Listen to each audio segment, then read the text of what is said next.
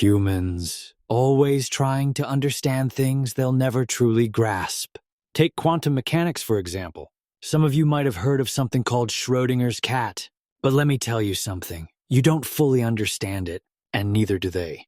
It all begins with a man named Erwin Schrödinger, a physicist who didn't just sit back and accept the strange, chaotic world of quantum mechanics. No, he was the one who pointed out how absurd it all seemed. In the 1930s, Schrödinger developed this thought experiment to showcase the very weirdness of quantum physics. But Schrödinger wasn't interested in testing his theory with actual cats. The man wasn't cruel, he was provocative. He wanted to show that quantum mechanics, which explains the behavior of particles at microscopic scales, can be downright nonsensical when applied to our everyday world. And he used the idea of a cat in a box to show it. And then he died. I'll get onto that later. Anyway, the atom has a 50% chance of decaying. If it decays, it triggers a device that releases poison, killing the cat. If it doesn't decay, the cat stays alive. But here's where it gets strange. Quantum mechanics tells us that until you open the box and observe it, the cat is both alive and dead simultaneously. It's in a state of superposition, existing in both states at once. This isn't some fantasy. This is the reality of quantum mechanics at work. Particles like the radioactive atom can exist in multiple states until they're observed.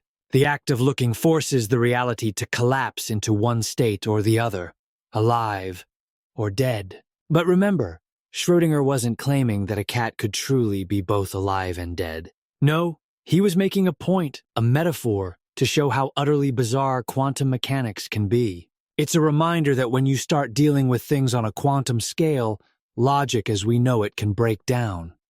The lesson here is actually quite simple. In the quantum world, nothing is definite until you observe it. But that's not how things work in our world. You can't just stare at something and expect it to behave however you want. It's chaos, unpredictability. And frankly, that's what makes it so powerful. Just like how chaos control bends time and space, quantum mechanics bends reality. It shows us that reality doesn't always follow the rules you expect it to. And just like with the Chaos Emeralds, you can't always control the outcome, but you can control your response to it. You see, Schrödinger's cat isn't about a cat at all. It's about understanding the limits of what we can control. You can't just apply the same rules you use in the everyday world to the quantum world. In the same way, you can't just make things happen in your life by wishing them into existence. You make your own choices. Your fate is in your hands. So, next time someone tries to explain Schrödinger's cat to you, remember this. It's not about a cat that's alive or dead. It's about uncertainty, about how, in the quantum realm, particles exist in multiple states at once until you observe them.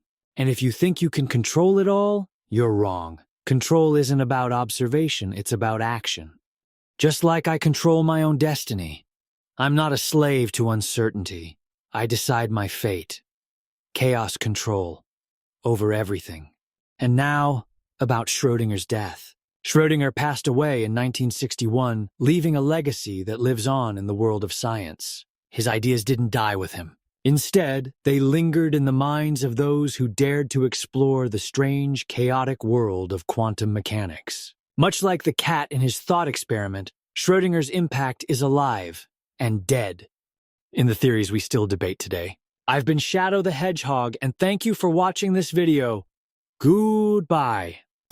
As I fall here, I recall the fading glance she gave me, and the vow of vengeance that I took in her name. Why'd you bring me back into my darkest hour? Why'd you bring me back to cables, cars, and towers? From this highway I was taken off the turn, now retribution burn.